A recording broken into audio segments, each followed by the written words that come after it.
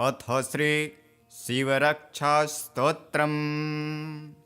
श्रीगणेशाय नमः। अस्य श्री शिवरक्षास्तोत्रमन्त्रस्य याज्ञवल्क्य ऋषिः श्री सदाशिवो देवता अनुष्टुप्छन्दः श्री सदाशिवप्रीत्यर्थं शिवरक्षास्तोत्रजपे विनियोगः। स्तोत्रम्। चरितं देवदेवस्य महादेवस्य पावनम् अपारं परमोदारं चतुर्वर्गस्य साधनं गौरीविनायकोपेतं पञ्चवक्त्रं त्रिनेत्रकं शिवं ध्यात्वा दशभुजं शिवरक्षां पठेन्नरः।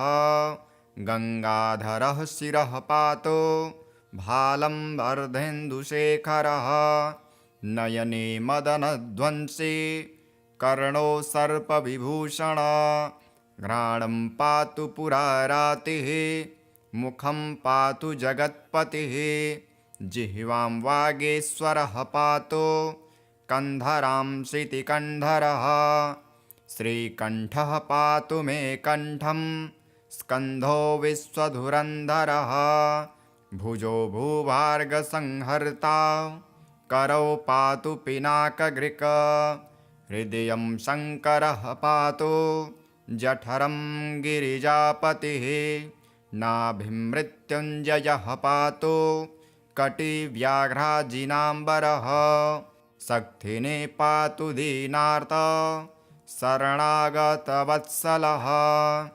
उरुमहेश्वरः पातु जानुनी जगदीश्वरः जङ्घे पातु जगत्कर्ता गुल्फो पातु गणाधिपः चरणौ करुणासिन्धुः सर्वाङ्गानि सदाशिवः एतां शिवबलोपेतां रक्षां यः सुकृती पठेत् स भुक्त्वा सकलान् कामान् शिवसायुज्यमाप्नुयात्। ग्रहभूतपिशाचाद्यास्त्रैलोक्ये विचरन्ति ये दुरादासु पलायन्ते शिवनामाभिरक्षणात् अभयङ्करनामेदं कवचं पार्वतीपतेः भक्त्या बिभर्ति यः कण्ठे तस्य वश्यं जगत्त्रयम् इमां नारायणः स्वप्ने शिवरक्षां यथा दिशात् प्रातरुत्थाय योगीन्द्रो याज्ञवल्क्यः तथा लिखत्। अथ श्री शिवताण्डवस्तोत्रम्। जटाटवीगलज्वलप्रवाहपावितस्थले गले वलम्ब्यलम्बिताम्बुजङ्गतुङ्गमालिकां डमड्डमड्डमड्डमन्निनादवड्डमर्वयं चकार चण्डताण्डवं तनोतु नः शिवः शिवम्। जटाकटाः सम्भ्रमभ्रमन्निलिम्पनिर्झरि विलोलवीचिवल्लरी विराजमानमूर्धने धगद्धगद्धगज्ज्वलल्ललाटपट्टपावके किशोरचन्द्रशेखरे रतिः प्रतीक्षणं मम किशोरचन्द्रशेखरे रतिः प्रतीक्षणं मम। धराधरेन्द्रनन्दिनी विलासबन्धुबन्धुरा स्फुरद्दिगन्तसन्तति प्रमोदमान मानसे कृपाकटाक्षधोरिणी निरुग्धदुर्धरापदि क्वचिद्दिगम्बरे मनोविनोदमे तु वस्तुने जटाभुजङ्गपिङ्गलस्फुरत्फणामणिप्रभा कदम्बकुङ्कुमद्रलप्रलिप्तदिग्वधुर्मुखे मदान्दसिन्धुरस्फुरत्वगुत्तरीयमे दूरे मनोविनोदमद्भुतं विभर्तु भूतभर्तरि मनोविनोदमद्भुतं विभर्तु भूतभर्तरि सहस्रलोचना प्रभृत्य शेखलेखशेखर प्रसूनधूलिधोरणे विधूसराङ्घ्रिपीठभु भुजङ्गराजमालया निबद्धजाटजूटकः श्रिये चिराय जायतां चकोरबन्धुशेखरः ललाट चत्वरज्ज्वल धनञ्जय स्फुलिङ्गभानिपीत पञ्चसायकं नमन्निलिम्पनायकं सुधामयूखलेखया विराजमान शेखरं महाकपालि सम्पदे शिरोजटालमस्तु नः कराल भाल पट्टिका धग धग धग ज्वल धनञ्जयाहुति कृत प्रचण्ड पञ्चसायके धराधरेन्द्र नन्दिनी कुचाग्र चित्रपत्रक प्रकल्पनैक शिल्पिनी त्रिलोचने रतिर्मम प्रकल्पनैक शिल्पिनी त्रिलोचने रतिर्मम नवीनमेघमण्डले निरुग्धदुर्धरस्फुरत् कुहू निशीथिनी तमः प्रबन्धबन्धकन्धर निलिम्पनिर्झरीधरस्तनोतु कृत्तिसिन्धुरः कलानिधानबन्धुरः श्रियं जगद्धुरन्धरः प्रफुल्लनीलपङ्कज प्रपञ्चकालिमप्रभावलम्बिकण्ठकन्दली रुचिप्रबन्धकन्धरं स्मरच्छिदं पुरच्छिदं भवच्छिदं मखच्छिदं गजच्छिदान्धकच्छिदं तमन्तकच्छिदं भजे अखर्व सर्वमङ्गला कला कदम्ब मञ्जरी रसप्रवाह माधुरी विजृम्भणा मधुव्रतं स्मरान्तकं पुरान्तकं भवान्तकं मखान्तकं गजान्तकान्धकान्तकं तमन्तकान्तकं भजे गजान्तकान्धकान्तकं तमन्तकान्तकं भजे जयत्वदभ्रविभ्रम भ्रमद्भुजङ्गमस्वसत् विनिर्गमत्क्रमस्फुरत् करालभालहव्ययाट् धिमिद्धिमिद्धिमिध्वनन् मृदङ्गतुङ्गमङ्गल ध्वनिक्रमप्रवर्तित प्रचण्डताण्डवः शिव दृशद्विचित्रतल्पयो भुजङ्गमौक्तिकस्रजो गिरिष्ठरत्नलोष्ठयोः सुहृद्विपक्षपक्षयो त्रिडारविन्द्रचक्षुषो प्रजामहिन्महीन्द्रयो समप्रवर्तिकः सदा सदा शिवं भजाम्यहं समप्रवर्तिकः कदा सदा शिवं भजाम्यहं कदा निलिम्पनिर्झरी निकुञ्जकोटरे वसन् विमुक्तदुर्मतिः सदा शिरस्थमञ्जलिं वसन् विमुक्तलोललोचनो ललामभाललग्नकः शिवेति मन्त्रमुच्चरन् कदा सुखी भवाम्यहम् इमं हि नित्यमेव मुक्तमुक्तमोक्तमं स्तवं पठन् स्मरन् ब्रुवन्नरो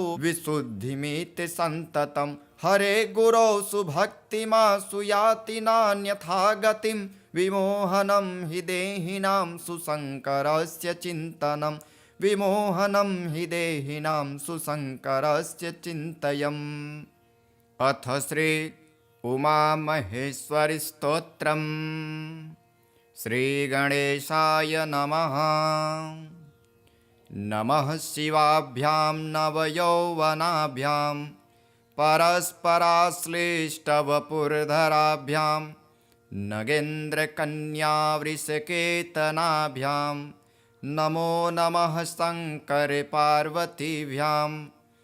नमः शिवाभ्यां सरसोत्सवाभ्यां नमस्कृताभीष्टवरप्रदाभ्यां नारायणो नार्चितपादुकाभ्यां नमो नमः शङ्करपार्वतीभ्यां नमः शिवाभ्यां वृषवाहनाभ्यां विरिञ्चिविष्णुन्द्रसुपूजिताभ्यां विभूतिपाटीरविलेपनाभ्यां नमो नमः शङ्करपार्वतीभ्यां नमः शिवाभ्यां जगदीश्वराभ्यां जगत्पतिभ्यां जयविग्रहाभ्यां जम्भारिमुख्यैरभिवन्दिताभ्यां नमो नमः शङ्करपार्वतीभ्यां नमः शिवाभ्यां परमौषधाभ्यां पञ्चाक्षरी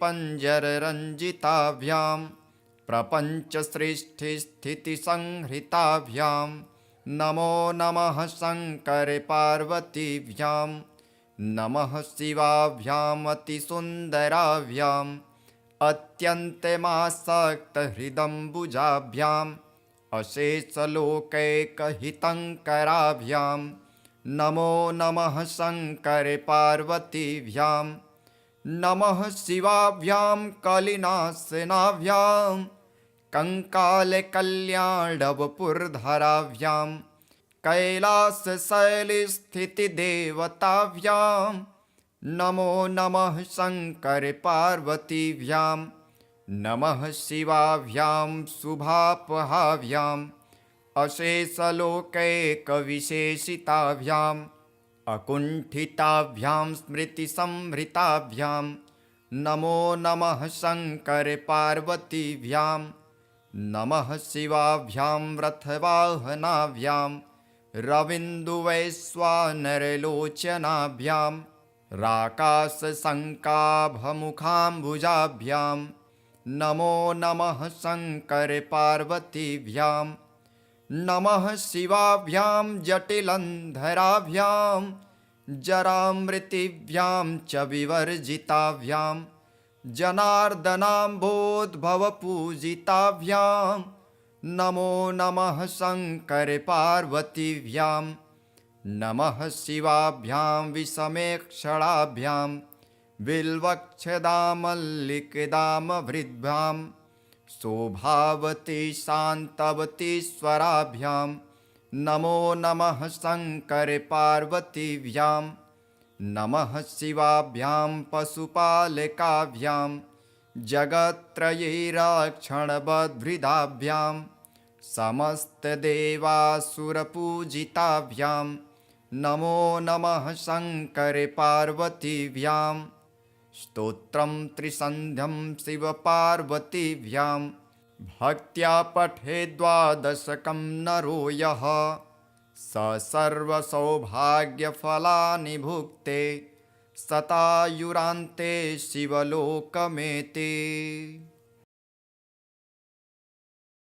चरितं देवदेवस्य महादेवस्य पावनम् अपारं परमोदारं चतुर्वर्गस्य साधनम् गौरीविनायकोपेतं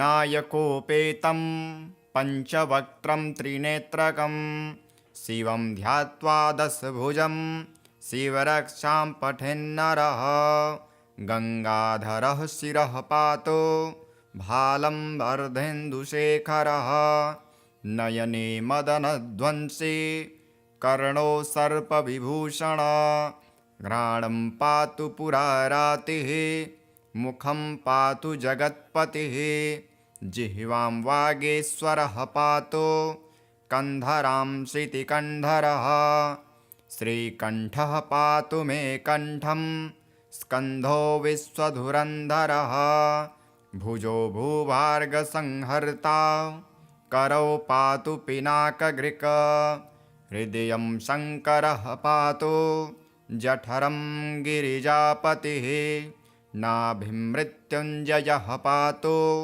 कटिव्याघ्राजिनाम्बरः शक्तिने पातु दीनार्त शरणागतवत्सलः उरुमहेश्वरः पातु जानुनी जगदीश्वरः जङ्घे पातु जगत्कर्ता गुल्फो पातु गणाधिपः चरणौ करुणासिन्धुः सर्वाङ्गानि सदाशिवः एतां शिवबलोपेतां रक्षां यः सुकृति पठेत् स भुक्त्वा सकलान् कामान् शिवसायुज्यमाप्नुयात् ग्रहभूतपिशाचाद्यास्त्रैलोक्ये विचरन्ति ये दुरादासु पलायन्ते शिवनामाभिरक्षणात्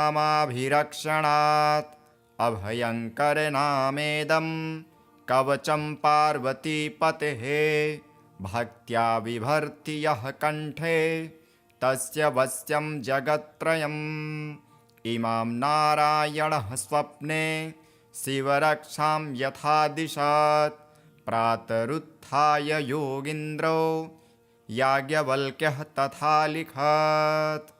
अथ श्री शिवताण्डवस्तोत्रम् जटाटवीगलज्वलप्रवाहपावितस्थले गले वलम्ब्यलम्बिताम्बुजङ्गतुङ्गमालिकां डमड्डमड्डमड्डमन्निनादवड्डमर्वयं चकार चण्डताण्डवं तनोतु नः शिवः शिवम् जटाकटाः सम्भ्रम भ्रमन्निलिम्पनिर्झरि विलोलवीचिवल्लरी विराजमानमूर्धने धगद्धगद्धगज्ज्वलल्ललाटपट्टपावके किशोरचन्द्रशेखरे रतिः प्रतीक्षणं मम किशोरचन्द्रशेखरे रतिः प्रतीक्षणं मम धराधरेन्द्रनन्दिनी विलासबन्धुबन्धुरा स्फुरद्दिगन्तसन्तति प्रमोदमान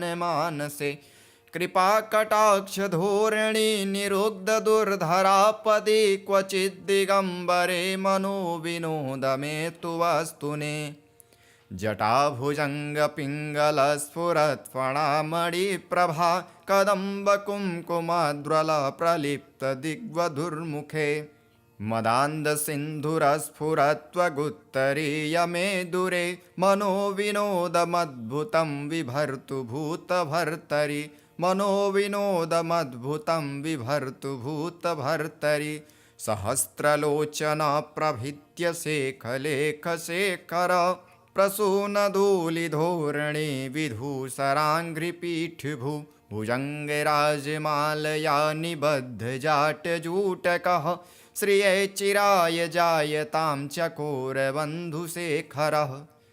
ललाटचत्वरज्ज्वल धनञ्जय स्फुलिङ्गभानिपीतपञ्चसायकं नमन्निलिम्पनायकं सुधामयूखलेखया विराजमानशेखरं महाकपालिसम्पदे शिरोजटालमस्तु नः करालभालपट्टिका धगद्धगद्धगज्ज्वल धनञ्जयाहुति कृत प्रचण्ड पञ्चसायके धराधरेन्द्रनन्दिनी कुचाग्रचित्रपत्रक प्रकल्पनैकशिल्पिनी त्रिलोचने रतिर्मम प्रकल्पनैकशिल्पिनी त्रिलोचने रतिर्मम नवीनमेघमण्डले निरुग्धदुर्धरस्फुरत्कुः निशीथिनी तमः प्रबन्धबन्धकन्धर निलिम्पनिर्झरीधरस्तनोतु कृत्तिसिन्धुरः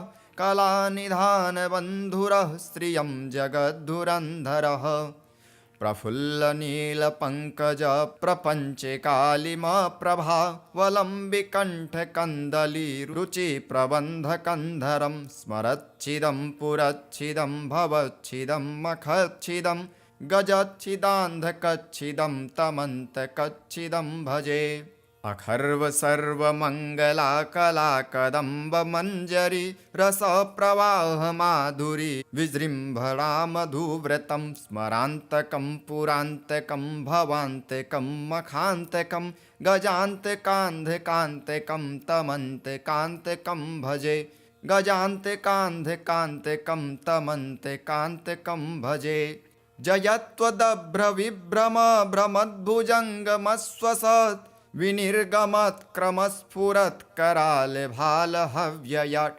धिमिद्धिमिद्धिमिध्वनन् मृदङ्गतुङ्गमङ्गल ध्वनिक्रमप्रवर्तित प्रचण्डताण्डवः शिव दृशद्विचित्रतल्पयो भुजङ्गमौक्तिकस्रजो गिरिष्ठरत्नलोष्ठयोः सुहृद्विपक्षपक्षयो त्रिडारविन्द्रचक्षुषो प्रजामहिन्महीन्द्रयो समप्रवर्तिकः सदा सदा शिवं भजाम्यहं समप्रवर्तिकः कदा सदा शिवं भजाम्यहं कदा निलिम्पनिर्झरी निकुञ्जकोटरे वसन् विमुक्तदुर्मतिः सदा शिरस्थमञ्जलिं वसन् विमुक्तलोललोचनो ललामभाललग्नकः शिवेति मन्त्रमुच्चरन् कदा सुखी भवाम्यहम् इमं हि नित्यमेव मुक्तमुक्तमोक्तमं स्तवं पठन् स्मरन् ब्रुवन्नरो विशुद्धिमेति सन्ततं हरे गुरौ सुभक्तिमासु याति नान्यथा गतिं विमोहनं हि देहिनां सुशङ्करस्य चिन्तनं विमोहनं हि देहिनां सुशङ्करस्य चिन्तयम्। अथ श्री उमामहेश्वरी स्तोत्रम्।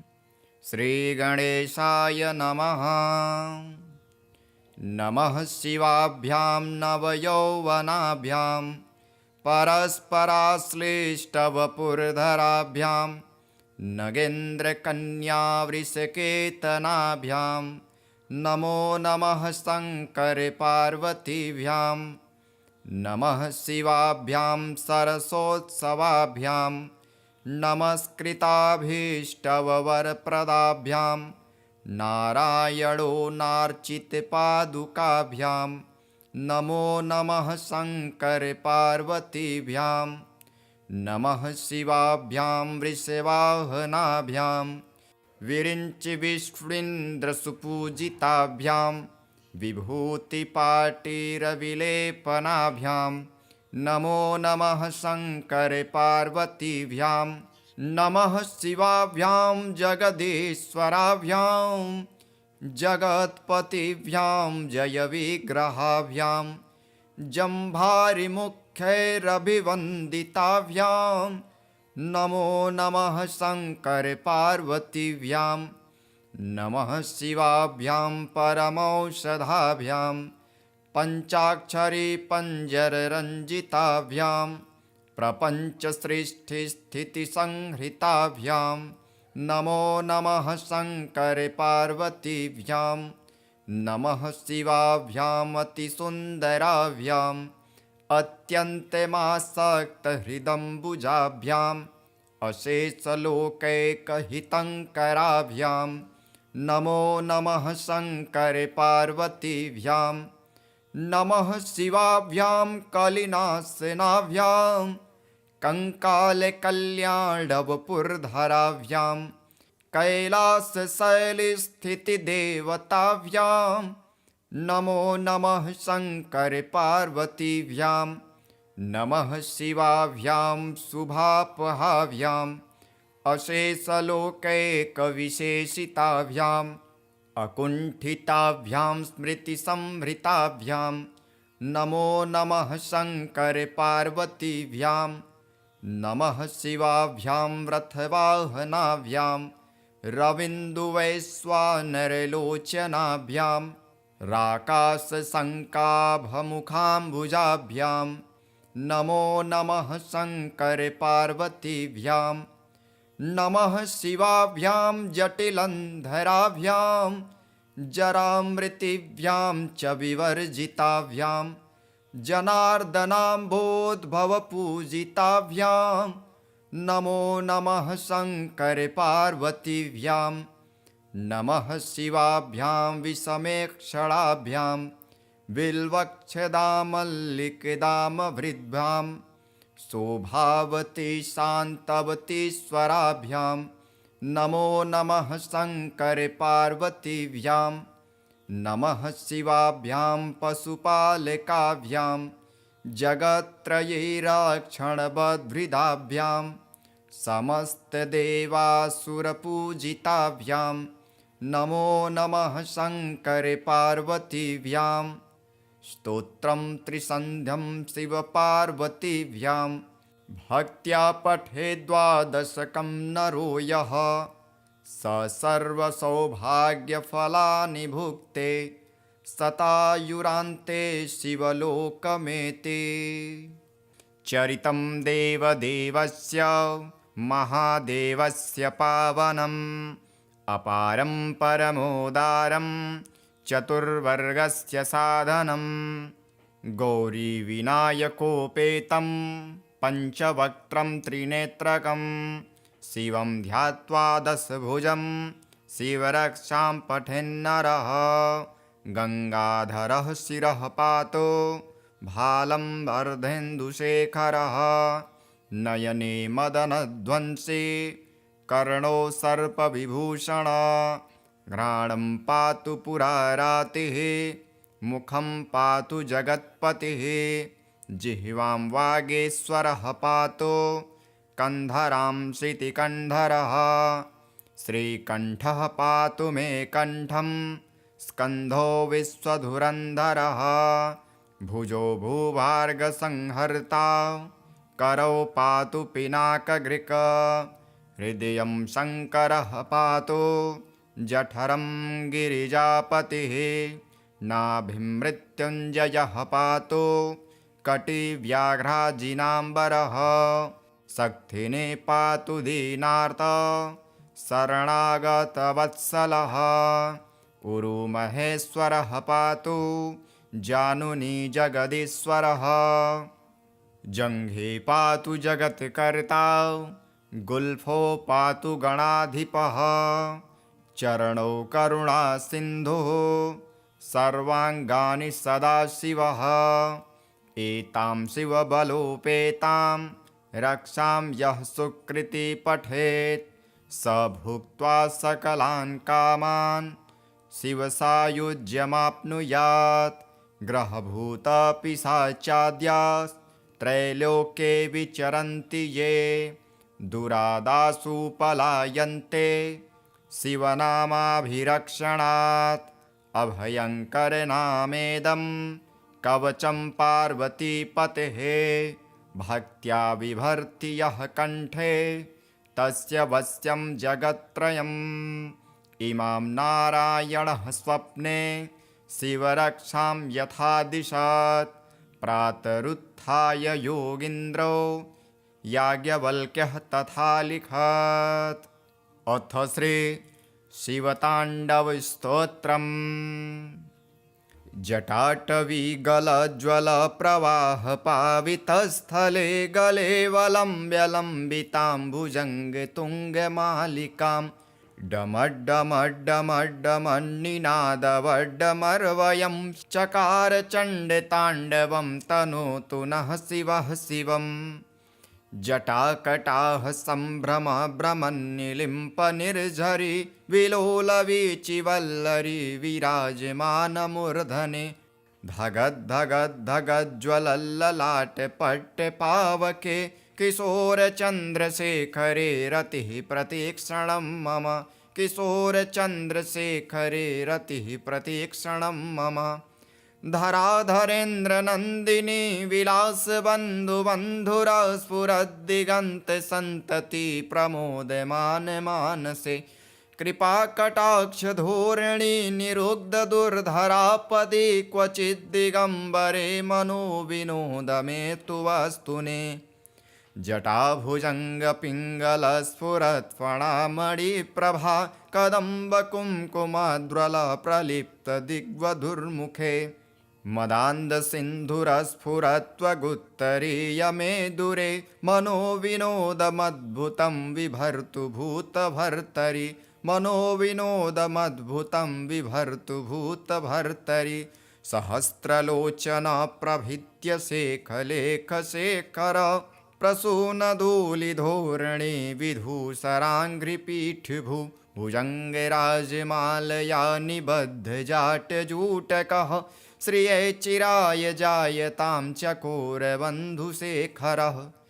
ललाटचत्वरज्ज्वल धनञ्जय स्फुलिङ्गभानिपीतपञ्चसायकं नमन्निलिम्पनायकं सुधामयूखलेखया विराजमानशेखरं महाकपालिसम्पदे शिरोजटालमस्तु नः। करालभालपट्टिका धगद्धगद्धगज्ज्वल धनञ्जयाहुति कृत प्रचण्ड पञ्चसायके धराधरेन्द्रनन्दिनी कुचाग्रचित्रपत्रक प्रकल्पनैकशिल्पिनी त्रिलोचने रतिर्मम प्रकल्पनैकशिल्पिनी त्रिलोचने रतिर्मम। नवीनमेघमण्डले निरुग्धदुर्धरस्फुरत्कुः निशीथिनीतमः प्रबन्धबन्धकन्धर निलिम्पनिर्झरीधरस्तनोतु कृत्तिसिन्धुरः कलानिधानबन्धुरः श्रियं जगद्धुरन्धरः। प्रफुल्लनीलपङ्कजप्रपञ्चकालिमप्रभा वलम्बिकण्ठकन्दलीरुचिप्रबन्धकन्धरं स्मरच्छिदं पुरच्छिदं भवच्छिदं मखच्छिदं गजच्छिदान्धकच्छिदं तमन्तकच्छिदं भजे।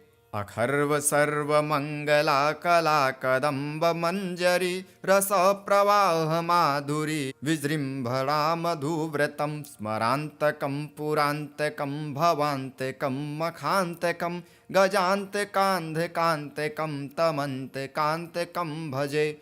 गजान्तकान्धकान्तकं तमन्तकान्तकं भजे।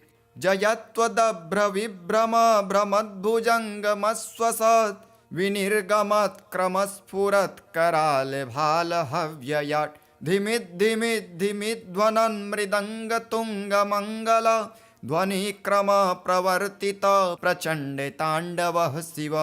दृशद्विचित्रतल्पयो भुजङ्गमौक्तिकस्रजो गिरिष्ठरत्नलोष्ठयोः सुहृद्विपक्षपक्षयो त्रिडारविन्द्रचक्षुषो प्रजामहिन्महीन्द्रयो समप्रवर्तिकः सदा सदा शिवं भजाम्यहं। समप्रवर्तिकः कदा सदा शिवं भजाम्यहं।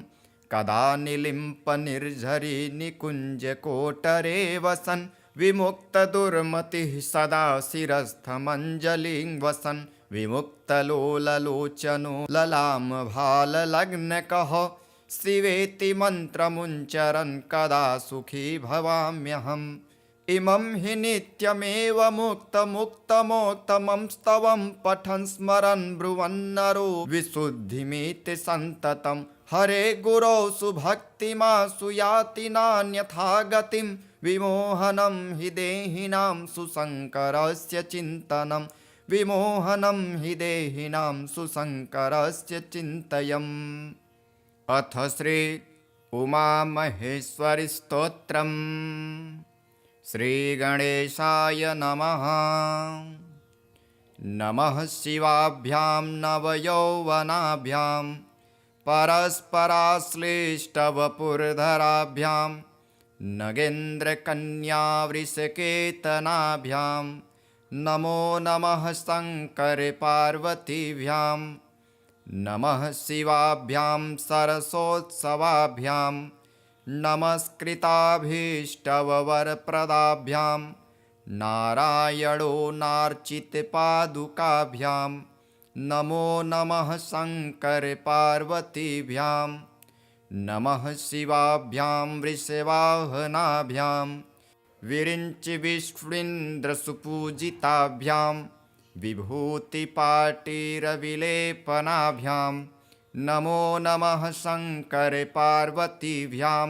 नमः शिवाभ्यां जगदीश्वराभ्यां जगत्पतिभ्यां जयविग्रहाभ्यां जम्भारिमुख्यैरभिवन्दिताभ्यां नमो नमः शङ्करपार्वतीभ्यां।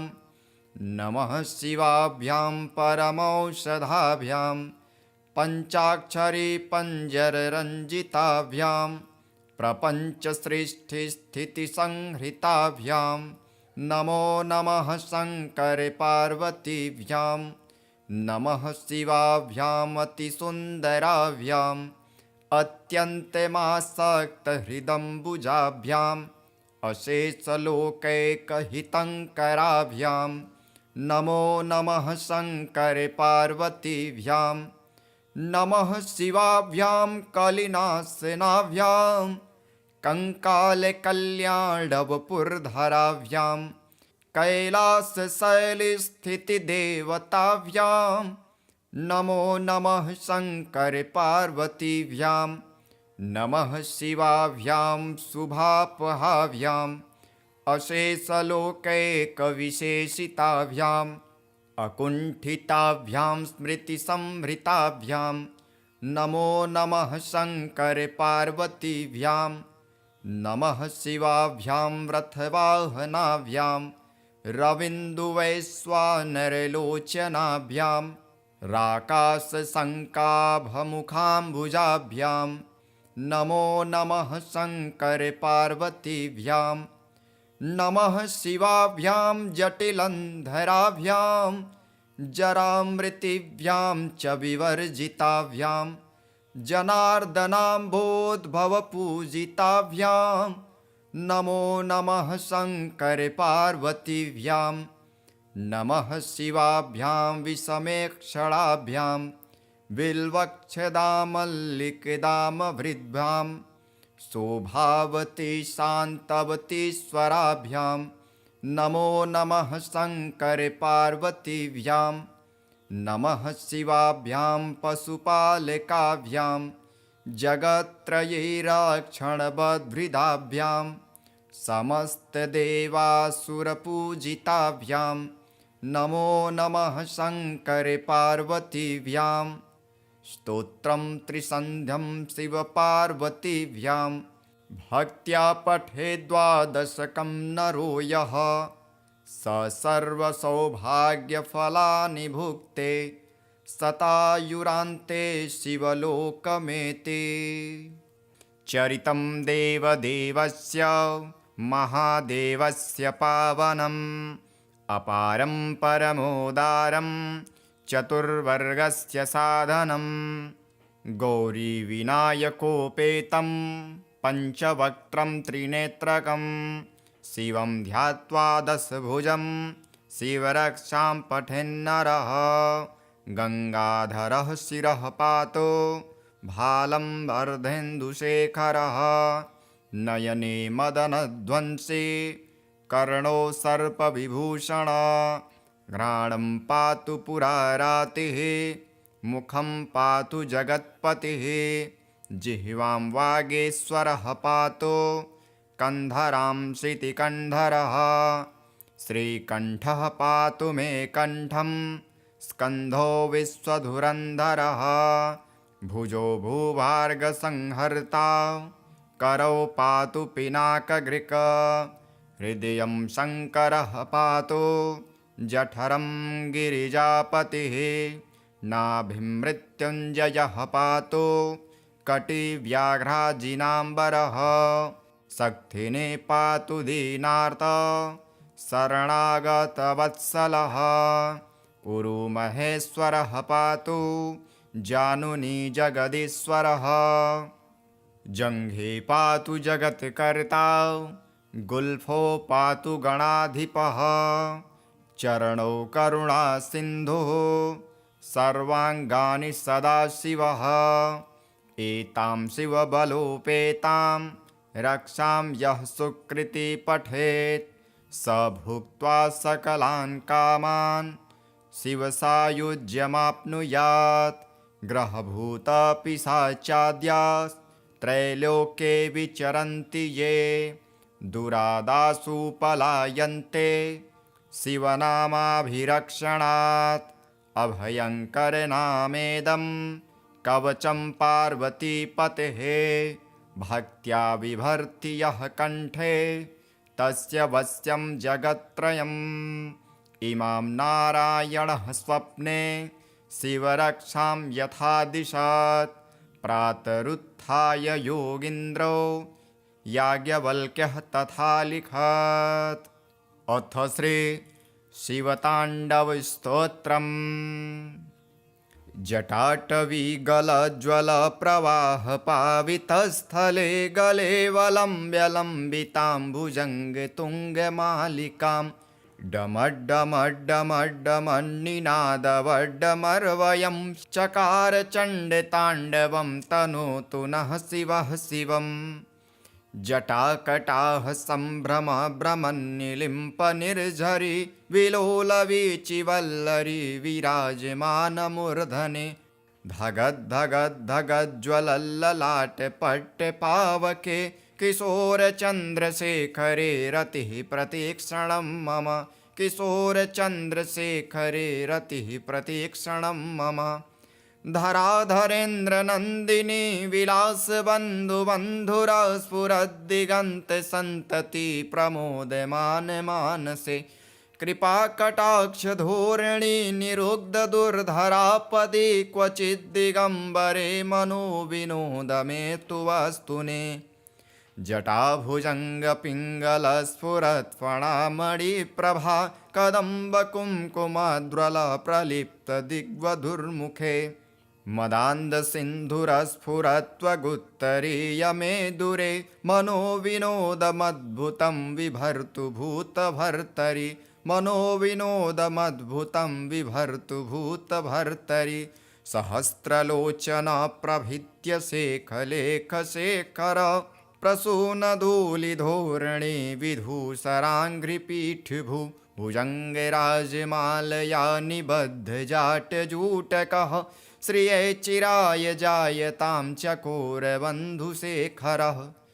ललाटचत्वरज्ज्वल धनञ्जय स्फुलिङ्गभानिपीतपञ्चसायकं नमन्निलिम्पनायकं सुधामयूखलेखया विराजमानशेखरं महाकपालिसम्पदे शिरोजटालमस्तु नः करालभालपट्टिका धगद्धगद्धगज्ज्वल धनञ्जयाहुति कृत प्रचण्ड पञ्चसायके धराधरेन्द्रनन्दिनी कुचाग्रचित्रपत्रक प्रकल्पनैकशिल्पिनी त्रिलोचने रतिर्मम प्रकल्पनैकशिल्पिनी त्रिलोचने रतिर्मम नवीनमेघमण्डले निरुग्धदुर्धरस्फुरत्कुहु निशीथिनी तमः प्रबन्धबन्धकन्धर निलिम्पनिर्झरीधरस्तनोतु कृत्तिसिन्धुरः कलानिधानबन्धुरः श्रियं जगद्धुरन्धरः प्रफुल्लनीलपङ्कज प्रपञ्चकालिमप्रभावलम्बिकण्ठकन्दलीरुचिप्रबन्धकन्धरं स्मरच्छिदं पुरच्छिदं भवच्छिदं मखच्छिदं गजच्छिदान्धकच्छिदं तमन्तकच्छिदं भजे अखर्व सर्वमङ्गला कला कदम्बमञ्जरी रसप्रवाह माधुरी विजृम्भणा मधुव्रतं स्मरान्तकं पुरान्तकं भवान्तकं मखान्तकं गजान्तकान्धकान्तकं तमन्तकान्तकं भजे गजान्तकान्धकान्तकं तमन्तकान्तकं भजे जयत्वदभ्रविभ्रम भ्रमद्भुजङ्गमस्वसत् विनिर्गमत्क्रमस्फुरत्करालभालहव्ययाट् धिमिद्धिमिद्धिमिध्वनन् मृदङ्गतुङ्गमङ्गल ध्वनिक्रमप्रवर्तित प्रचण्डताण्डवः शिव दृशद्विचित्रतल्पयो भुजङ्गमौक्तिकस्रजो गिरिष्ठरत्नलोष्ठयोः सुहृद्विपक्षपक्षयो त्रिडारविन्द्रचक्षुषो प्रजामहिन्महीन्द्रयो समप्रवर्तिकः सदा सदा शिवं भजाम्यहं समप्रवर्तिकः कदा सदा शिवं भजाम्यहं कदा निलिम्पनिर्झरी निकुञ्जकोटरे वसन् विमुक्तदुर्मतिः सदा शिरस्थमञ्जलिं वसन् विमुक्तलोललोचनो ललामभाललग्नकः शिवेति मन्त्रमुच्चरन् कदा सुखी भवाम्यहम् इमं हि नित्यमेव मुक्तमुक्तमोक्तमं स्तवं पठन् स्मरन् ब्रुवन्नरो विशुद्धिमिति सन्ततं हरे गुरौ सुभक्तिमासु याति नान्यथा गतिं विमोहनं हि देहिनां सुशङ्करस्य चिन्तनं विमोहनं हि देहिनां सुशङ्करस्य चिन्तयम् अथ श्री उमामहेश्वरी स्तोत्रम् श्रीगणेशाय नमः नमः शिवाभ्यां नवयौवनाभ्यां परस्पराश्लिष्टवपुर्धराभ्यां नगेन्द्रकन्यावृषकेतनाभ्यां नमो नमः शङ्करपार्वतीभ्यां नमः शिवाभ्यां सरसोत्सवाभ्यां नमस्कृताभीष्टवरप्रदाभ्यां नारायणो नार्चितपादुकाभ्यां नमो नमः शङ्करपार्वतीभ्यां नमः शिवाभ्यां वृषवाहनाभ्यां विरिञ्चिविष्णुन्द्रसुपूजिताभ्यां विभूतिपाटीरविलेपनाभ्यां नमो नमः शङ्करपार्वतीभ्यां नमः शिवाभ्यां जगदीश्वराभ्यां जगत्पतिभ्यां जयविग्रहाभ्यां जम्भारिमुख्यैरभिवन्दिताभ्यां नमो नमः शङ्करपार्वतीभ्यां नमः शिवाभ्यां परमौषधाभ्यां पञ्चाक्षरी पञ्जररञ्जिताभ्यां प्रपञ्चसृष्टिस्थितिसंहृताभ्यां नमो नमः शङ्करपार्वतीभ्यां नमः शिवाभ्याम् अतिसुन्दराभ्याम् अत्यन्तमासक्तहृदम्बुजाभ्याम् अशेषलोकैकहितङ्कराभ्यां नमो नमः शङ्करपार्वतीभ्यां नमः शिवाभ्यां कलिनाशनाभ्यां कङ्कालकल्याणवपुर्धराभ्यां कैलासशैलस्थितिदेवताभ्यां नमो नमः शङ्करपार्वतीभ्यां नमः शिवाभ्यां शुभापहाभ्याम् अशेषलोकैकविशेषिताभ्याम् अकुण्ठिताभ्यां स्मृतिसंभृताभ्यां नमो नमः शङ्करपार्वतीभ्यां नमः शिवाभ्यां रथवाहनाभ्यां रविन्दुवैश्वानरलोचनाभ्यां राकाशशङ्काभमुखाम्बुजाभ्यां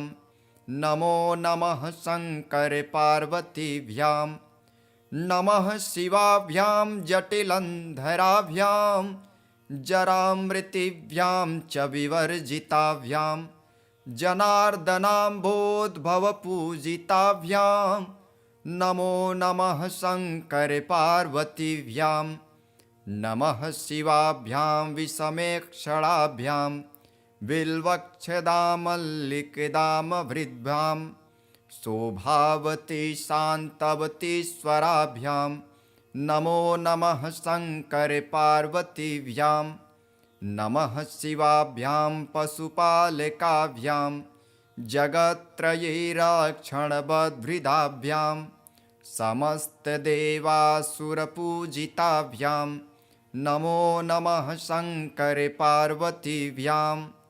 स्तोत्रं त्रिसन्ध्यं शिवपार्वतीभ्यां भक्त्या पठेद् द्वादशकं नरो यः स सर्वसौभाग्यफलानि भुक्ते शतायुरान्ते शिवलोकमेति।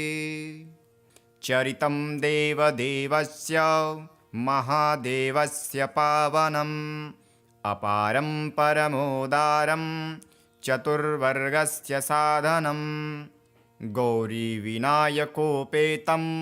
पञ्चवक्त्रं त्रिनेत्रकं शिवं ध्यात्वा दशभुजं शिवरक्षां पठेन्नरः गङ्गाधरः शिरः पातो भालं वर्धेन्दुशेखरः नयने मदनध्वंसी कर्णो सर्पविभूषण घ्राणं पातु पुरारातिः मुखं पातु जगत्पतिः जिह्वां वागेश्वरः पातु कन्धरां श्रुतिकण्ठरः श्रीकण्ठः पातु मे कण्ठं स्कन्धो विश्वधुरन्धरः भुजो भूभार्गसंहर्ता करौ पातु पिनाकघृक हृदयं शङ्करः पातु जठरं गिरिजापतिः नाभिं मृत्युञ्जयः पातु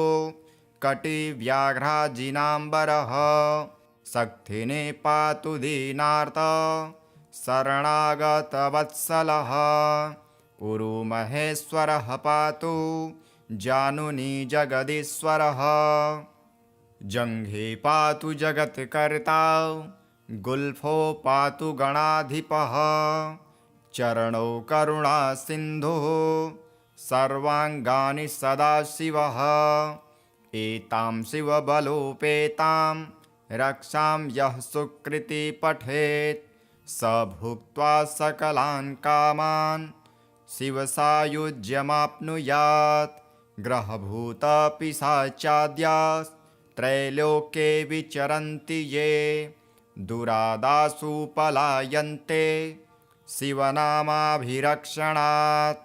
अभयङ्करनामेदं कवचं पार्वतीपतेः भक्त्या बिभर्ति यः कण्ठे तस्य वश्यं जगत्त्रयम् इमां नारायणः स्वप्ने शिवरक्षां यथा दिशत् प्रातरुत्थाय योगीन्द्रो याज्ञवल्क्यः तथा लिखत्। अथ श्री शिवताण्डवस्तोत्रम्। जटाटवीगलज्वलप्रवाहपावितस्थले गले वलम्ब्यलम्बिताम्बुजङ्गतुङ्गमालिकां डमड्डमड्डमड्डमन्निनादवड्डमर्वयं चकार चण्डताण्डवं तनोतु नः शिवः शिवम्। जटाकटाः सम्भ्रम भ्रमन्निलिम्पनिर्झरि विलोलवीचिवल्लरी विराजमानमूर्धने धगद्धगद्धगज्ज्वलल्ललाटपट्टपावके किशोरचन्द्रशेखरे रतिः प्रतीक्षणं मम किशोरचन्द्रशेखरे रतिः प्रतीक्षणं मम। धराधरेन्द्रनन्दिनी विलासबन्धुबन्धुरा स्फुरद्दिगन्तसन्तति प्रमोदमान मानसे कृपाकटाक्षधोरिणी निरुग्धदुर्धरापदि क्वचिद्दिगम्बरे मनोविनोदमे तु वस्तुने। जटाभुजङ्गपिङ्गलस्फुरत्फणामणिप्रभा कदम्बकुङ्कुमद्रलप्रलिप्तदिग्वधुर्मुखे मदान्धसिन्धुरस्फुरत्वगुत्तरीयमे मनोविनोदमद्भुतं विभर्तु भूतभर्तरि मनोविनोदमद्भुतं विभर्तु भूतभर्तरि। सहस्रलोचन प्रभृत्य शेखलेखशेखर प्रसूनधूलिधोरणे विधूसराङ्घ्रिपीठभू भुजङ्गराजमालया निबद्धजाटजूटकः श्रिये चिराय जायतां चकोरबन्धुशेखरः। ललाटचत्वरज्ज्वल धनञ्जय स्फुलिङ्गभानिपीतपञ्चसायकं नमन्निलिम्पनायकं सुधामयूखलेखया विराजमानशेखरं महाकपालिसम्पदे शिरोजटालमस्तु नः। करालभालपट्टिका धगद्धगद्धगज्ज्वल धनञ्जयाहुति कृत प्रचण्ड पञ्चसायके धराधरेन्द्रनन्दिनी कुचाग्रचित्रपत्रक प्रकल्पनैकशिल्पिनी त्रिलोचने रतिर्मम प्रकल्पनैकशिल्पिनी त्रिलोचने रतिर्मम। नवीनमेघमण्डले निरुग्धदुर्धरस्फुरत्कुः निशीथिनी तमः प्रबन्धबन्धकन्धर निलिम्पनिर्झरीधरस्तनोतु कृत्तिसिन्धुरः कलानिधानबन्धुरः श्रियं जगद्धुरन्धरः।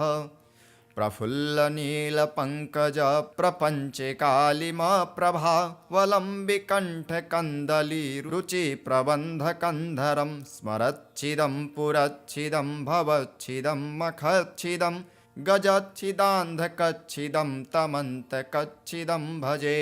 अखर्वसर्वमङ्गला कला कदम्बमञ्जरी रसप्रवाहमाधुरी विजृम्भणा मधुव्रतं स्मरान्तकं पुरान्तकं भवान्तकं मखान्तकं गजान्तकान्धकान्तकं तमन्तकान्तकं भजे।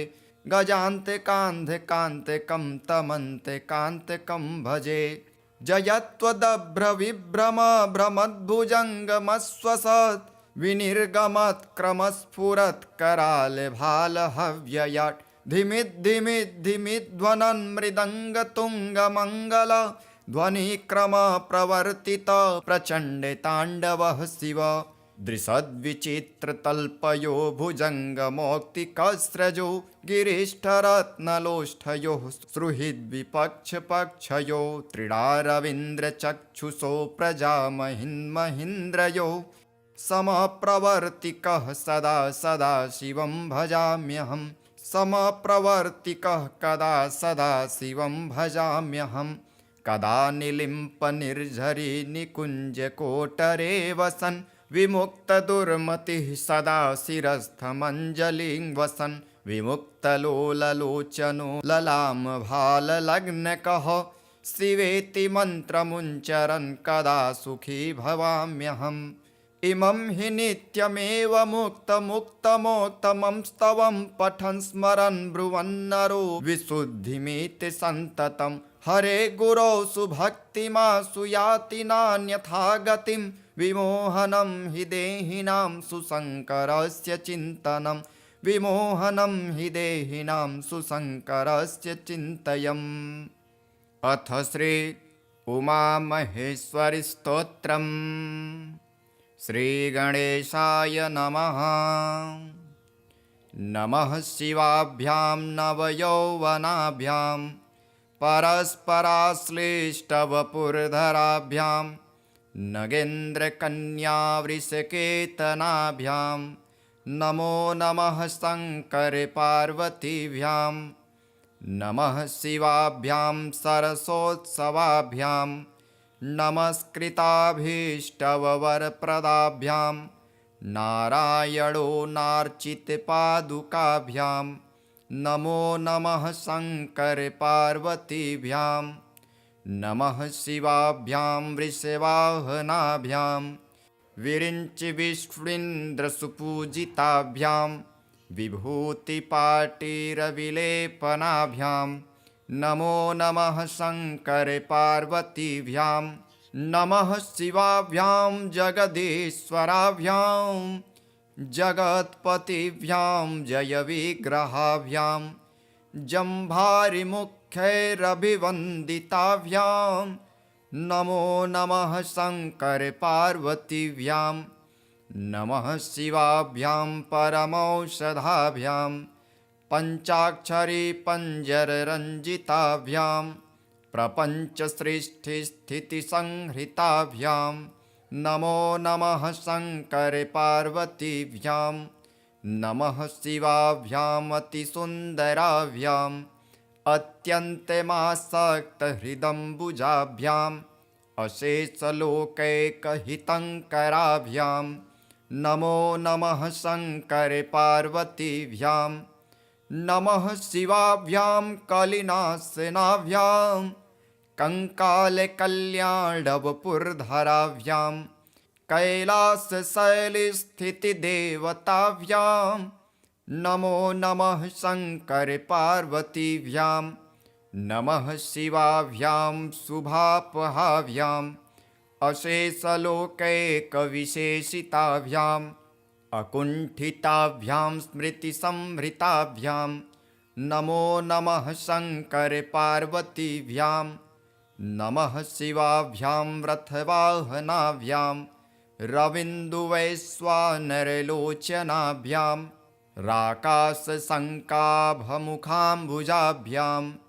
नमो नमः शङ्करपार्वतीभ्यां नमः शिवाभ्यां जटिलन्धराभ्यां जरामृतिभ्यां च विवर्जिताभ्यां जनार्दनाम्भोद्भवपूजिताभ्यां नमो नमः शङ्करपार्वतीभ्यां नमः शिवाभ्यां विषमेक्षणाभ्यां बिल्वक्षदामल्लिकदामभृद्भ्यां शोभावती शान्तवतीश्वराभ्यां नमो नमः शङ्करपार्वतीभ्यां नमः शिवाभ्यां पशुपालकाभ्यां जगत्त्रयैरक्षणबद्भृदाभ्यां समस्तदेवासुरपूजिताभ्यां नमो नमः शङ्करपार्वतीभ्यां स्तोत्रं त्रिसन्ध्यं शिवपार्वतीभ्यां भक्त्या पठे द्वादशकं नरो यः स सर्वसौभाग्यफलानि भुक्ते शतायुरान्ते शिवलोकमेति।